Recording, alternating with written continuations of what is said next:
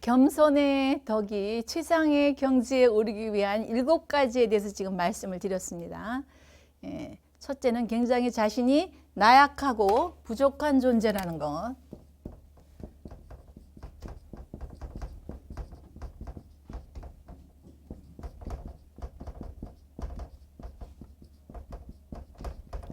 두 번째는 자신의 죄를 깊이 뉘우치고, 자신의 잘못이나 죄를 깊이 뉘우치고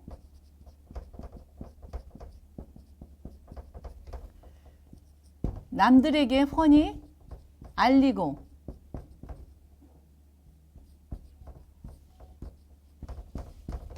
네 번째로 남이 그것을 믿게 하고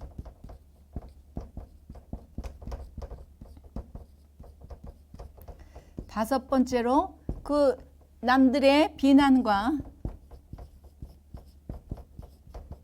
헐뜯음을 참아받고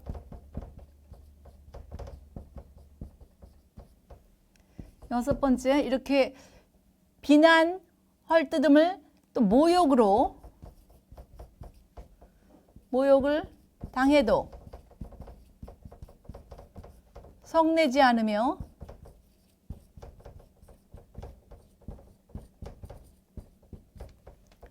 오히려 모욕을 깊이 받아들이고 기뻐하는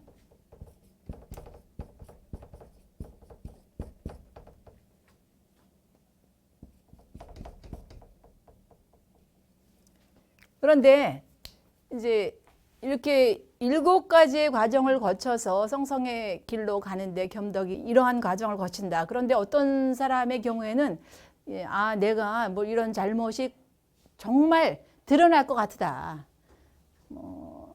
그러니까 알리는 것까지는 하겠다.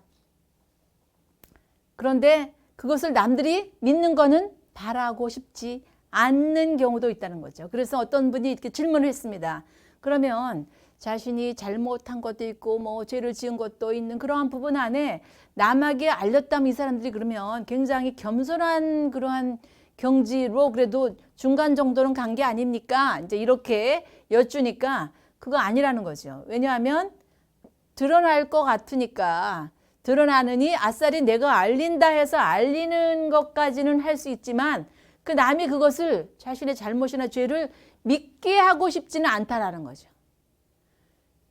근데 믿게 하고 싶지도 않고 또 남이 헐뜯는 것을 잘 참아받기가 쉽지가 않다는 거예요. 아유, 겸손한 척 하더니 겸손을 가장해서 교만을 숨기네. 이렇게 자꾸 이제 모욕하게 되면 참아받기가 어렵다는 것입니다. 근데 지나가서 성도 안 낼 수 있는가? 참아받지도 못하고 성도 안 내고 기뻐하며 더 깊이 나를 모욕하기를 바라기가 쉽지가 않다는 것입니다. 그래서 남에게 잘못을 알리는 그러한 부분 안에 자신의 교만을 숨기기 위해서 또 남들보다 월등히 낫다라는 것을 이렇게 나는 나의 잘못을 뉘우치고 알렸어 라는 그러한 자랑하고 싶은 그러한 마음이 있기 때문에 그 사람은 겸손한 사람이 아니다. 그러니까 이 7단계까지 여러분 그 마태복음 5장 11절 이하에 보시면 나 때문에 박해를 받으면 어떻게 하라 그러죠? 기뻐하고 기뻐하라. 하늘에 받을 쌍이 많다. 이렇게 말씀하십니다. 그러니까 알렸다면 상대가 그러한 자신의 부족한 점, 잘못한 점, 그런 모든 것들도 믿어도 속상해하지 않고 그들이 자신을 헐뜯어도 잘 참아받으며 성도 내지 않고 기뻐하고 기뻐한다면 정말 겸손의 덕을 잘 쌓고 가는 이다. 이렇게 말씀을 하십니다. 이렇게 겸손해지는 이들은 겸손의 덕을 쌓는 여정 안에 남에게 자기 덕이 드러날까 봐 늘 조심합니다. 그러니까 드러내지 않으려고, 왜 드러내지 않으려고 할까요? 교만해질까 봐. 교만해질까 봐 드러내지 않으려고 무진장 애를 쓰는데, 이 교만한 이들은 자기 죄가 남에게 알려지면 모욕을 받을까 봐 자기 죄를 드러내지 않으려고. 그러니까 드러내지 않는 양상이 다른 거죠. 예, 자신을 알아서 겸손의 덕을 지켜가는 이들은 덕을 남이 알지 못한, 내가 쌓아가는, 선을 행해서 덕을 쌓아가는 그러한 것을 남이 알지 못하도록 굉장히 조심한다는 거예요. 그런데 교만한 이들은 그거를 조심하는 것이 아니고 자기 죄를 남들이 알아서 자기에게 모욕을 줄까 봐 자기 죄를 드러나지 않는, 여기는 죄를 드러내지 않으려고 하고 겸손한 이들은 덕을 드러내지 않으려고 하는 그러한 것이 양상이 다른데, 이렇게 겸손과 교만은 다 밝히 드러나게 되어 있습니다. 여러분, 그 등불을 켜서 대박을 덮어놔도 빛이 어떨까요? 새나가죠? 네. 그 듯이 이렇게 겸손과 교만은 다 드러나게 되어 있습니다. 우리가 불을 떼면 뭐가 피어오르죠? 연기가 피어오르죠. 그 속담에 아니땡 굴뚝에 연기 나랴, 이런 속담도 있듯이 불을 떼면 연기가 납니다. 그래서 이렇게 겸손한 이들은 덕을 드러내지 않으려고 무진장 애쓰는 과정 안에 남들이 그들을 어떻게 하죠? 높여준다는 거죠. 그러니까 뭐가 따라오나요? 영화와 명성이 따라오게 된다는 것입니다. 이해되십니까? 네. 자기가 막 드러내려고 하지 않아도 다 드러나게 돼 있다는 거예요. 여러분, 얼굴만 보셔도 참 이들이 그리스도인인가 아닌가 아시나요? 어떠세요? 예, 그리스도인은 늘 행복하고 기쁘고 즐거운 삶을 영위해야 하는 것이 그리스도인들이 살아야 될 여정이에요. 그런데 굉장히 우울해 보인다, 힘들어 보인다, 뭐 좀 이렇게 이쁘지 않은 얼굴이다, 뭐 이런 경우가 이렇게 도래되는 것은 주님과 친한이가 아니라는 것입니다. 주님과 좋은 관계를 이루고 가는, 늘 주님께 여쭤보고 주님이 원하시는 말이나 행동을 하는 이가 아니라는 것입니다. 그러니까 얼굴을 들키지 않도록 화장을 아무리 예쁘게 해도 그 내면에서 품어져 나오는, 아까 겸손한 이는 내면을 본다 그랬잖아요. 깨달음을 보고 내면에서 풍겨져 나오는 아름다움이 있는 이들이 계셨으면 합니다. 이렇게 겸손이나 교만은 다 드러나게 돼 있어요. 아무리 교만한 이가 자기가 영예와 또 명성을 얻으려고 하지만 따르지 않아요. 왜 그럴까요? 바탕이 없으니까. 자기가 굉장히 갈구하지만 바탕이 없기 때문에 오히려 모욕과 재앙만 쌓이게 된다는 것입니다. 그래서 그레고리오 성인 같은 경우에는 늘 그렇게 말씀하세요. 나는 아는 것도 없고 선대한 것도 없고 앞으로도 행할 것이 잔뜩 있어. 그러니까 나는 너무 부족하고 나는 앞으로 그렇게 그 일을 향해서 끊임없이 정진해야 되는 그러한 존재야. 아는 게 없다고 생각하십니까? 나는 아는 게 없어. 또 나는 뭐 행한 게 없어 라고 생각하고 사시는 분이 과연 우리 안에 얼마나 될까? 나는 이런 부분에 많이 알고 있고 나는 이런 걸 많이 했고 이런 일을 아직도 못한 것이 많아, 이렇게 생각하고 사시는 분이 과연 얼마나 될까? 그러니까 늘 이 성인들은 보면 이 7국 안에 보면 성녀들의 말씀보다 성인들의 말씀이 굉장히 많아요. 많은데 그렇게 끊임없이 부족하다, 모자라다, 비어있다, 행한 게 없다 라고 당신을 이렇게 잘 이렇게 다스리고 사셨다는 거죠. 그래서 이렇게 자기가 남보다 남는 게 없다라고 생각하니까 자랑할 게 없어서 어떤 것에 비유하시냐? 헌 옷을 우리가 사러 갔을 때, 헌 옷을 살 때는 새 옷 살 때와 다르게 여기저기 잘 살피죠. 구멍이 있는지, 찢어졌는지, 해진 것은 없는지 이렇게 잘 살피고 사듯이 자기가 늘 자신을 잘 살피는 삶을 꾸준히 살아야 된다라고 모든 성인들이 하나같이 말씀하십니다. 그리고 이렇게 자신을 알아서 성성의 길을 가는 그러한 여정 안에 겸손의 덕만큼 가장 최고의 위치를 차지하는 건 없다는 거죠. 성성의 길을 가는 여정 안에 가장 귀하게 여러분들이 여기고 사셔야 될 삶이 겸손의 덕인데, 그러려면 가장 쉽게 남의 좋은 점만 보라는 거예요. 남의 좋은 점만 보고 남의 나쁜 점은 보지 말아라는 거예요. 봉사하는 여정 안에서도 함께 가는 이들 안에 그 안에 내가 있을 수 있습니다. 나의 모습이. 그 나의 모습이 있으면 싫어요. 밀어내고 싶습니다. 근데 남의 좋은 점만, 우리가 공동체 안에서 함께 살아가는 이유가 뭔지 아십니까? 좋은 점을 발견하고 그 좋은 점을 극대화해서 하느님 나라 이 땅에 이루기 위해서 함께 가는 것입니다. 그러니까 성인들은 늘 남의 좋은 점을 보고 그것을 따르려고 하셨다는 것이죠. 그리고 자신을 볼 때는 남을 보는 눈을 돌려서 자신을 보되 자신의 단점을 보고 잘 다스리려고. 남의 좋은 점, 남의 아주 아름다운 점을 늘 살펴보고 자신은 남들이 한 것에 비해서는 아주 많이 부족하다. 나가 쌓은 덕이나 내가 행한 선은 남들보다 많이 부족하다라고 늘 자신을 게으르다고 그렇게 남만 못하다라고 여기고 사셔야 하는데, 교만한 이들은 내가 남보다 남는다라고 생각하는 거죠. 나는 남보다 죄도 덜 졌고 남의 죄를 어떻게 내가 환희할 수 있겠습니까? 죄도 덜 졌고 남보다 아는 것도 많다. 이러니까 점점 교만을 키울 수밖에 없다라는 것입니다. 그다음에 그 자신을 알아서 겸손의 덕을 쌓아가려면 남의 혹시 서로 좋지 않은 점, 나쁜 점이 있어도 어떻게 하셔야 될까요?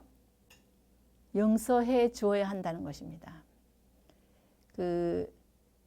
베드로가 마태복음 18장 21절 이하에 예수님께 여쭤봅니다. 주님, 누가 나에게 잘못하면 몇 번 용서해 주면 될까요? 7번이면 되겠습니까? 우리는 3-4번도 못하죠. 그런데 7번이면 되겠습니까? 하고 여쭤보니까 7번에 77번이라도 용서해 주어라. 그 말씀은 7 곱하기 77이 아니라 무한히 용서해 주라는 것이죠. 그런데 내가 다른 일을 용서하지 못하는 이유가 뭐라고 생각하십니까? 지금 계속 말씀드리는 자신을 몰라서 그래요. 좀 더 이렇게 심한 표현을 하면 자기 주제 파악을 하지 못하기 때문에 그렇습니다. 다 잘하고 사나요? 내가 지금까지 살아오면서 잘못한 거 주님이 늘 회초리로 치셨다면 이 자리에 앉아 계실 분이 몇 분이나 되겠습니까? 어떻게 생각하십니까? 그런데도 저는 저희 시아버님에게, 아버님, 저는 잘못한 거 하나도 없습니다. 한 점 부끄러움이 없어요. 하늘을 불어러 이러고 제가 아버님한테 이렇게 대들었던 적이 있는데, 이렇게 자신을 모르니까 자기 주제를 파악하지 못하기 때문에 얼마나 많은 죄를 지었고 많은 잘못을 하고 살아온 여정인 거를 모르기 때문에 이렇게 부끄럽지 않다고, 그리고 용서할 수 없다고, 누구를 용서할 수 없다고 이렇게 제가 주장을 했는데, 용서의 전문가는 누구시죠? 주님이시잖아요. 그렇죠? 7번씩 77번도 해주라고 주님이 그러셨는데 그 주님을 우리는 따르겠다고 이 길을 가는 이들이에요. 여러분, 하느님 사랑하시죠? 하느님을 사랑하시는 걸 어떻게 표현하십니까? 하느님의 뜻을 따르는 것이 하느님을 사랑하시는 길입니다. 근데 하느님의 뜻을 매일매일 실천하고 사는 이가 다른 이를 용서하지 않을 수 있을까요? 어떻게 생각하십니까? 나는 내 눈에 흙이 들어가도 절대로 용서할 수 없어. 뭐 이런저런 잘못을 했는데 이렇게 말씀들 하시죠. 예? 그런데 나는 주님으로부터 무한히 용서받은 존재라는 거예요. 끊임없이 용서받은 존재이기 때문에 서로 함께 가는 이들 안에서 이렇게 좋지 않은 점이 보이고 나에게 손해를 끼치고 어려움을 당하게 했다 할지라도 용서하시라는 거예요. 사랑이 바탕이 되면 이렇게 용서를 하실 수가 있습니다. 그래서 이제 이렇게 그 상대의 좋지 못한 부분이 보이면 이 자신을 알아서 겸손한 이들은 우연히 그랬을 거야. 아마 겉모습만 그렇지 속은 아마 안 그럴 거야. 자세히 살펴보면 아마 그렇지 않을 거야. 그렇게 생각하십니까? 어떠세요? 누군가 뭔가 잘못했는데 필히 그랬을 거야. 뭐 속도 그럴 거야. 저가 주로 그랬거든요. 꼭 뭐 그거는 맞아 뭐 이렇게 단정해서 교만하다는 증거죠. 겸손한 이들은 우연히 그랬을 거야. 겉모습만 그럴 뿐이야. 깊이는 안 그럴 거야. 잘 찾아보면 그렇지 않을 거야. 그러니까 이렇게 겸손한 이들은 자기의 덕을 더 길러나가는 거예요. 그러한 남의 나쁜 점을 보더라도. 그런데 교만한 이들 같은 경우에는 우연히 한 게 아니야. 진실도 그런 거야. 깊이 따져보면 더 그럴 거야. 뭐 이렇게 결국 자기의 교만을 더 기른다는 얘기죠. 베르나르도 성인이 이런 말씀하셨어요. 제자들에게 자신을 높게 생각하지 말아라. 그리고 견주려고도 하지 말아라. 또 많은 것과 적은 것과 비슷한 것과도 견주려고 하지 말아라. 견주려는 마음이 생기면 교만이 싹트고 그것은 영적 여정 안에 굉장히 위험한 깃틀이 된다. 무엇이라고요? 남하고 비교하려고 하면 뭐의 깃틀이요? 교만의 깃틀. 그래서 굉장히 조심하라. 내가 높다라고 생각하지 말고 또 누구랑 비교하려고 하지 말아라. 왜 높다고 비교하지 말라고 하셨냐면 높다, 비교하다 보면 두 가지 나쁜 점이 생긴다는 거예요. 나를 자랑하게 되고 남을 헐뜯게 된다는 거예요. 그러니까 교만의 깃틀이 된다는 것이죠. 나를 드러내고 싶고 남은 깎아내리고 싶은 그러한 마음이 생기기 때문에 절대로 자신을 높게도 비교하려고도 많은 것과 적은 것, 비슷한 것과도 절대로 비교하지 말아라. 비교해서 상대적 빈곤으로 고통스러움을 겪는 이들이 굉장히 많습니다. 근데 주님을 나의 아버지, 예수님을 나의 구세주, 성령을 나의 그 협조자로 알아 모시고 살은 이후부터는 그 비교로부터 자유로워졌습니다. 그래서 굉장히 행복합니다. 그러니까 베르나르도 성인이 참 아주 이렇게 굽이굽이 좋은 말씀들을 많이 하셨어요. 절대로 비교하는 것은 교만이 싹트는 것이고 위험의 깃틀이라는 거예요. 나는 나대로 참 아름답고 귀하고 소중한 존재인데 여러분 세상 살면서 돈, 명예, 권력은 내가 살아가는 삶의 수단입니다.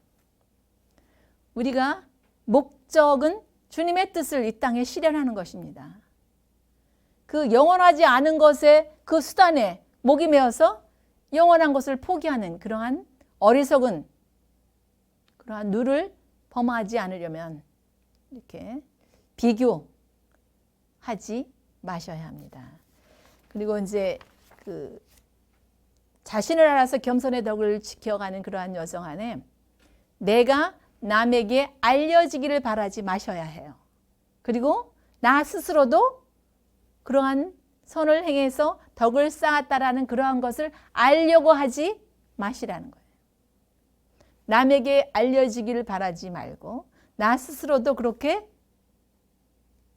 알려질 수 있을 정도의 무엇이라는 것을 인정하지 말라는 거예요. 그래서 이 성인들은 당신들이 행한 선을 통해서 덕이 이렇게 쌓여지면 감추는 것을 굉장히 귀하게 여기셨대요. 그리고 잊어버리는 것. 그 지난날에 쌓았던 그 모든 것을 잊는 것을 굉장히 귀하게 감출 수 있는 것과 잊는 것. 근데 우리는 어떻게 하죠? 드러내길 바라고 남들이 잊지 않기를 바라요. 그래서 제가 그 일요일 날 발각한 게 그건 거예요.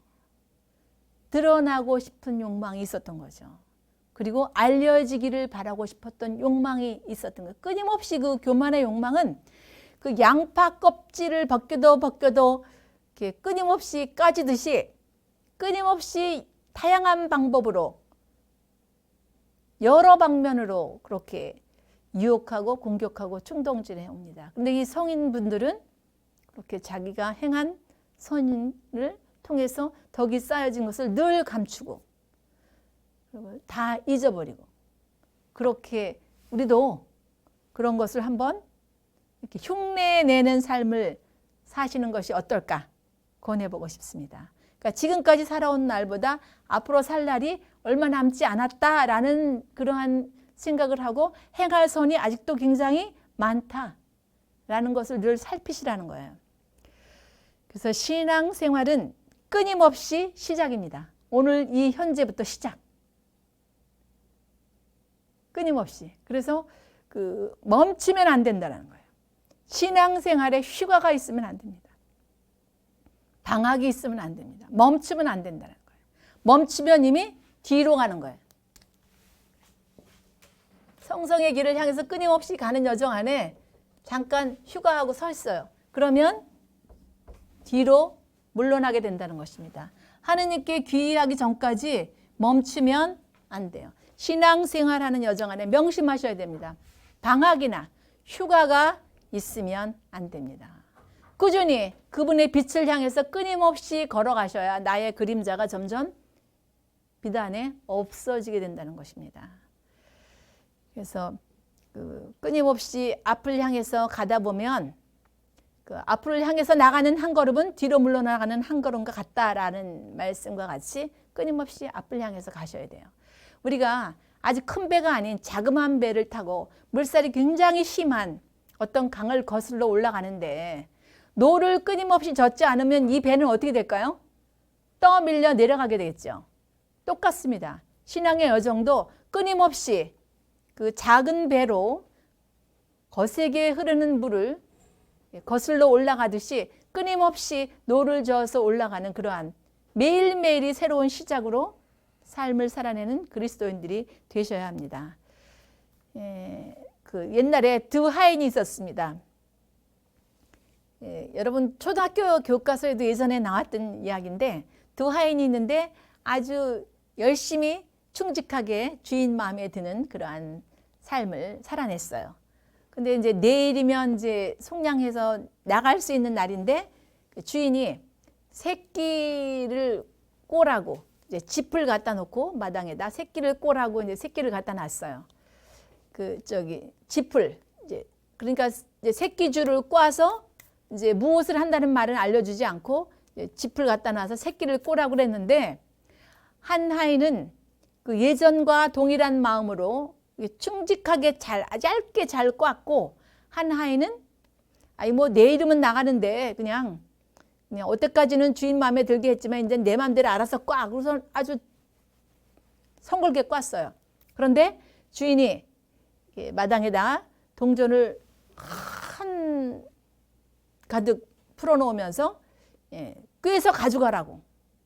그럼 성글게 꿰인 사람이 그 엽전을 다 꿰었을까요? 아주 정성껏 가늘게 꿰인 사람이 다 가져갔을까요? 이렇게 주님은 다 보고 계신다는 거죠. 그 성성의 길을 가는 여정 안에 멈추지 말고 끊임없이 서로를 향해서 나가는 그러한 이들에게 주님은 늘 시편 121편 3절에서 4절 이하에 보면 졸지도 않고 자지도 않으면서 늘 우리를 도와주려고 지켜보고 계시는 그분께서 늘 우리를 보고 계시는데 늘 충실히 아직 행하지 못한 그 선과 그 사랑을 향해서 끊임없이 가셔야 한다는 것입니다. 그리고 남에게도 알려지지 않아야 되고 자신에게도 알려지지 않아야 하듯이 끊임없이 우리가 주님을 사랑하고 주님의 그러한 그 사랑을 이웃들에게 끊임없이 흘려보내게 하기 위한 가장 기본이